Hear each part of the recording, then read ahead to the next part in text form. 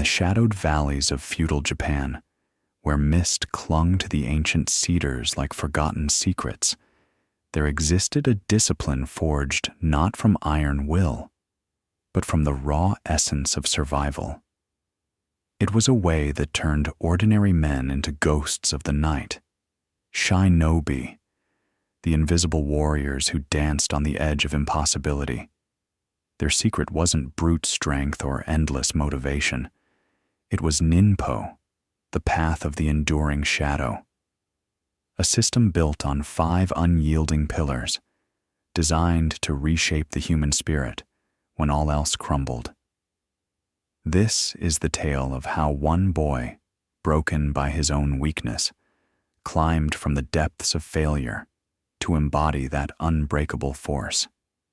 And in his journey, you'll see the blueprint for your own transformation, not a fleeting spark of resolve, but a fire that burns eternal. It began in the year 1540, in the rugged, eager prefecture, where the mountains loomed like silent guardians over a humble village. The air was thick with the scent of wood smoke and damp earth, and the villagers lived simple lives, their days measured by the rhythm of the forge in the fields. Among them was Tishi, a boy of 14, whose name had become synonymous with disappointment. Tishi the lazy, they whispered behind his back, their voices laced with pity and scorn. He wasn't malicious or cruel. He was simply adrift, a reed bending to every whim of fatigue and distraction. From his earliest memories, Tishi had been captivated by the legends of the shinobi. He'd lie awake in his family's modest hut, staring at the thatched ceiling, imagining the shadowy figures leaping across rooftops under the cover of moonlight. Their feats were whispered in tales around the evening fires, surviving alone in the wilderness for months, training in hidden enclaves without a soul knowing, executing missions that defied death itself. Tishi dreamed of joining them, of shedding his ordinary skin to become something legendary. But dreams were easy. Reality was a merciless mirror. Each morning, as the first light pierced the horizon, Tishi would wake with a surge of determination. Today, he'd vow to himself, clenching his small fists. Today, I begin. He'd slip out to the edge of the forest, where the trees whispered encouragement, and attempt his training. 3 push-ups, and his arms would tremble like autumn leaves in the wind. He'd collapse, chest heaving, promising more after a quick rest that stretched into hours. Meditation? He'd sit cross-legged on the cool grass, eyes closed, only for his mind to wander to the aroma of his mother's rice porridge or the laughter of village children playing tag. 2 minutes, and he'd rise, defeated. Sword practice with a makeshift wooden blade?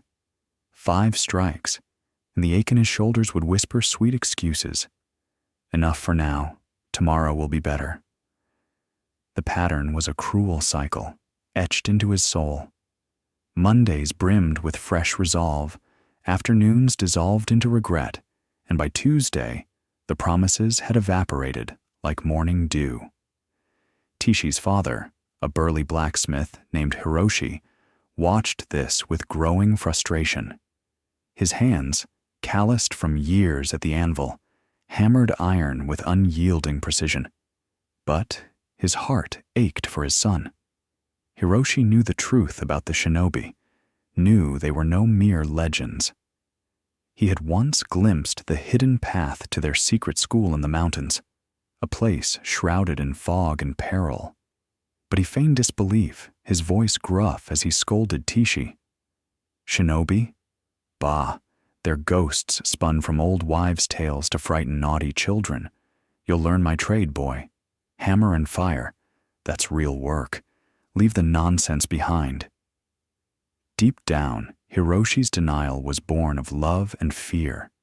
He didn't trust Tishi's fragile resolve, The shinobi path demanded everything, and he couldn't bear to lose his only son to its shadows. So he kept the secret buried, hoping time would grind away the boy's foolish ambitions. But Tishi couldn't let go. Every night, as the stars wheeled overhead, he'd gaze at the distant peaks, their silhouettes etched against the moonlit sky. What if I really try this time? He'd murmur, his voice a fragile thread in the darkness. And every morning, the cycle repeated, a silent torment that chipped away at his spirit. Until one fateful afternoon, when the wheel of fate turned with brutal suddenness. Tishi was trudging back from the forest, his training reduced to idly snapping twigs and daydreaming. The path wound through a grove of bamboo, their stalks creaking like ancient bones in the breeze. There, in the middle of the trail, stood a man. He was unremarkable at first glance. Plain robes the color of earth, weathered skin, a face that could blend into any crowd. But his eyes, they were twin pools of obsidian, piercing through Tishi's facade like a blade through silk. You want to be a shinobi? The man said. It wasn't a question. It was an accusation, laced with knowing certainty. Tishi froze, his heart pounding like a war drum. I was just wasting time again. The man took 2 measured steps forward, his presence filling the space like an approaching storm. How many times have you promised yourself that today would be different? Hundreds? Thousands? Tishi's mouth went dry. He couldn't lie. Those eyes stripped away all pretense. Silence hung between them, heavy as the mountain air. Come with me, the man commanded, turning toward the looming peaks. If you can keep up, I'll show you the school. If not, go home and forge iron for the rest of your days. Become the blacksmith your father wants. Tishi glanced up at the mountains, their slopes steep and unforgiving. 3 hours of grueling climb, at least. He'd never sustained effort for even a fraction of that. His legs already ached from the mere thought. But something stirred within him, a flicker of defiance amid the fear. Perhaps it was the man's unyielding tone, cutting through his excuses like a katana. Or maybe it was the exhaustion of his own endless failures, the weight of being Tishi the lazy, pressing down like a stone. This was his chance, perhaps his only one.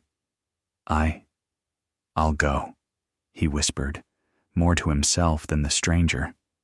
The first 20 minutes were tolerable, the path winding gently upward through ferns and fallen leaves. Tishi's breath came steady, his mind buzzing with a mix of excitement and dread. But by 40 minutes, fire ignited in his thighs, each step a battle against gravity's pull.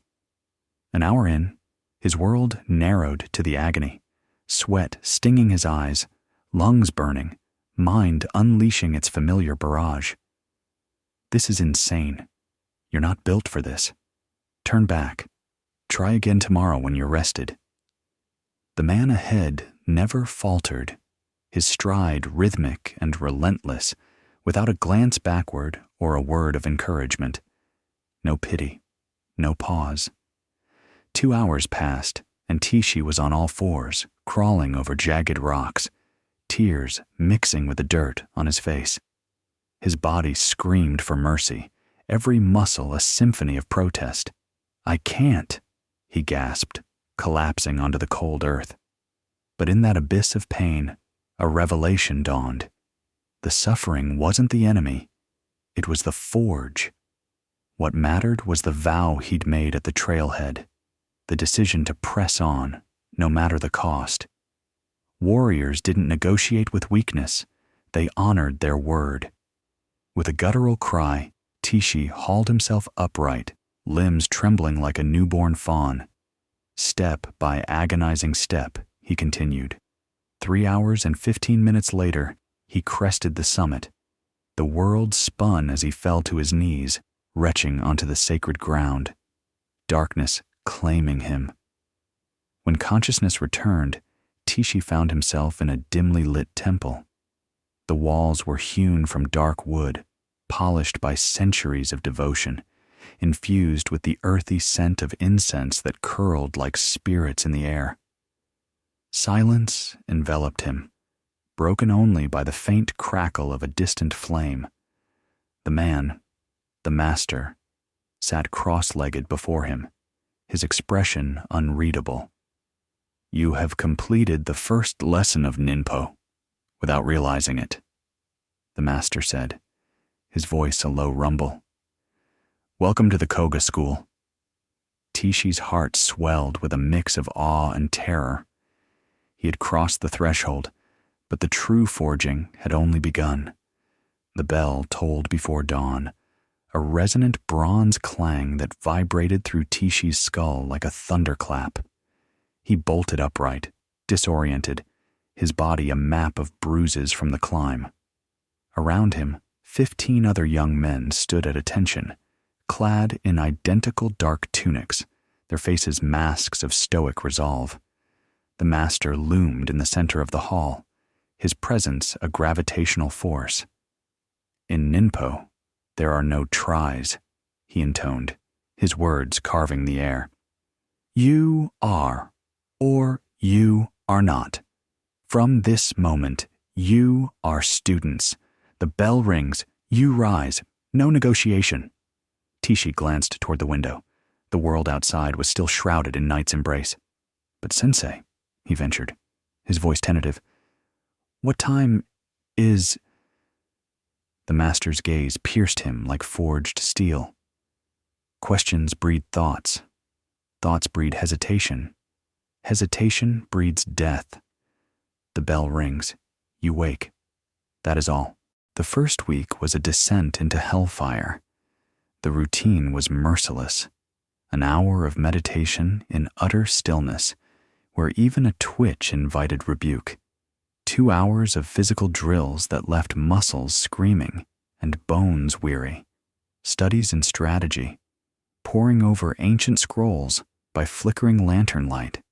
Stealth practices until the sun dipped below the peaks. Sleep was a brief reprieve, then the cycle renewed. Every dawn, Tishi's mind waged war. "Give up," it pleaded. "This isn't you." But here, surrender wasn't an option. On the first day, each student had stood before the assembled school, masters, peers, even the wind-swept trees seeming to bear witness, and declared, "I am a student of the ninja way. My word is my life. If I break it, I am nothing." The oath wasn't a whisper to the self, it was a public forging of identity. Tishi had felt the weight of those eyes upon him, the collective judgment binding him tighter than chains. Failure now meant not just personal shame but social exile, a primal fear etched into human bones from ancestral times. Tribes cast out the untrustworthy. Alone, they perished. The shinobi harnessed this ancient instinct, turning it into a pillar of strength. Ketsui, the unbreakable oath. By the third day, Tishi's body was a wreck, muscles torn, joints aflame. As the bell pealed, his mind coaxed. Rest. One day won't matter. But he looked around. His fellow students rose without complaint, their movements synchronized like shadows. To stay down would shatter the oath before them all. The terror of that humiliation dwarfed the physical torment. Gritting his teeth, he stood. On the 5th night, during a sparse dinner of rice and pickled roots, a student named Kato whispered across the low table, "This pace, it'll kill us. We can't keep going like this." The master, ever vigilant, rose like a specter. "Gather your belongings. You are expelled." Kaito paled, his chopsticks clattering. "But sensei, I didn't do anything. It was just words. Doubt is action," the master replied, his tone final as a grave. "You have poisoned the oath. Leave." Kaido slunk away into the night, his silhouette vanishing down the mountain path. The hall fell silent. No one dared complain again. The oath wasn't ornament. It was the foundation, the first pillar that transformed whispers into ironclad reality. Yet even with this anchor, Tishi battled inner demons daily. The oath quelled overt failure, but hesitation lingered like a ghost. It was then the master unveiled the second pillar, Rei, the unchanging rhythm. "You know the torment," the master said one evening as they sat on the temples in Gawa, overlooking the mist-veiled valleys. "The endless debates, train now or later, 5 or 6, today or tomorrow. Flexibility is a lie. It's erosion before the flood begins." Tishi nodded, shame burning his cheeks. "I rise each day, sensei, but I still decide if I will." "Decision is weakness," the master countered. "We slay it. Time becomes constant, unyielding as the tides." In Ninpo, the schedule was etched in stone. Wake at the bell's call, train at precise hours, rest when decreed. No variance. Tishi doubted at first, but by the 19th day, his eyes fluttered open moments before the toll. By the 25th, he was alert, feet planted, mind clear. The body, that stupid vessel, as the master called it, adapted to the pattern, anticipating like a loyal hound. But new battles emerged. With when fixed, Tishi's mind shifted to how. More strength today, speed tomorrow? The master observed this chaos. You forge disorder where form should reign. Thus came the third pillar, kata, the perfect form. For 100 days, the master decreed, the same sequence, no deviation, 50 push-ups, 100 squats, 30 minutes of sword kata, 20 of breath work, exact order every day. Tishi balked, "But sensei, boredom will crush me. How can I grow without variety?" "Boredom is the ego's rebellion," the master replied. "True growth blooms in automation, where the mind observes the unseen." Tishi's Shuyo, the 100-day trial, commenced. The first week, his thoughts rioted for novelty. This is mechanical, soulless. Peers murmured, "You're becoming a machine, Tishi. Where's the spirit?" The master chuckled. "Spirit without structure is smoke. Master the form, then express." Week 3 was mental siege warfare. Voices tempted. Change one thing, just today. But Tishi clung to his oath, the expelled Kaido's fate a stark reminder. By week 4, resistance waned. The brain, denied negotiation, surrendered. Week 6 brought liberation. Mid-sequence, Tishi realized his body flowed unaided, mind free from chatter. It wasn't tedium, it was peace. In the 8th week, during sword practice, he detected a subtle wrist flaw, invisible amid prior distractions. The master nodded approval. Now, consciousness awakens. On day 45, fever struck like a viper. Tishi's world blurred, body leaden. "Skip today," the voice urged. "Sickness excuses all." He sought the master, voice weak. "Should I rest?" "Rest differs from rupture," the master said. "You're seeking a chasm. A river flows always, trickle in drought, torrent in flood. Never still, lest it cease to be." This revealed the 4th pillar, muku, practice without gaps. Momentum trumps perfection, the master taught. Tishi halved his routine that day, imperfect yet unbroken. The pattern held. The next day, recovery came swift, no resistance. Day 70. A tempest ravaged the school, flooding halls. Tishi eyed the chaos. "Where now, sensei?"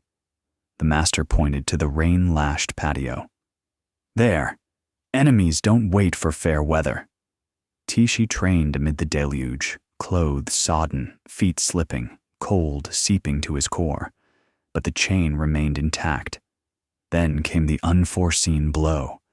Day 80. Hiroshi arrived, face etched with worry. Family crisis, son. Come home at once. Panic surged, not for the emergency, but the shuyo. 20 days left. Breaking now. The master intervened. Life bows to no plan. This tests truth. Unveiling the fifth pillar, Zanshin, prior preparation. We foresee shadows, the master said. Together they listed obstacles, illness, storms, travel, injury. For each, a preordained response. Sick, half reps. Rain, sheltered spot. Emergency, condensed form. Tishi returned to the village, aiding his father through days of toil, repairing the forge after a landslide, tending to his ailing mother. Yet each dawn at 4, he rose for a stripped-down ritual. 20 push-ups, 10 minutes meditation, basic sword forms. Villagers gawked. Your family suffers, and you dance with wood at dawn? But Tishi knew. This preserved his core, fueling strength for them. Back at school on day 83, the master queried, Days missed? None, Tishi replied. The master smiled, a rare warmth. You grasp it now. Day 95. Tishi had transformed. Whispers followed. How does he endure? An elder student answered, He doesn't endure, he is. Day 100 dawned. Tishi completed the sequence flawlessly. No fanfare, just profound quiet. The master summoned him. How do you feel? Empty, sensei, but liberated. You've slain the negotiator within. Welcome Mushin, the no mind, not void, but purity, action without ego's snare. The 100 days ended, but Tishi continued, not from force, but essence. 3 months later, he was shinobi, not by title, but being. Discipline was breath, unthinking. His first mission, infiltrate an enemy fortress for vital scrolls. 7 days of deprivation, sleepless nights in thorn thickets, meager rations scavenged from the wild, constant peril. Storms lashed, guards patrolled, traps lurked. Yet Tishi pressed on, mind clear, actions fluid. He returned victorious, scrolls in hand. Fellow shinobi marveled. How did you bear it? I did what was, he said simply. The old voice of doubt? Silenced forever. The master warned, they'll fear you now. Your resolve mirrors their frailties. True enough. As Tishi's legend spread, reactions shifted. Admiration from some, unease from many. He's unnatural, they'd mutter. Too rigid, unbalanced. One pre-dawn, as Tishi trained in the courtyard, dew-kissed grass underfoot, new recruits passed. Terrifying, one whispered. He never falters. Tishi smiled inwardly, recalling the boy who'd faltered at 3 push-ups. That boy was ashes. A warrior rose. Ninpo's pillars had remade him. Ketsui's oath, Rei's rhythm, Kata's form, Muku's continuity, Zanshin's foresight. Not strength added, but weakness excised. Now, imagine this for you. Not a tale of ancient Japan, but your forge. Sacrifice the hesitator. Birth the warrior. Others will balk, call it obsession. Embrace it. That's the sign of true power. Commit to one habit. Pledge publicly. Fix the time. Define the form. Vow 100 gapless days. Pre-plan hurdles. Watch the transformation. Tishi was no prodigy, just a boy who chose death of the weak self. You can too. The path awaits. Will you walk it?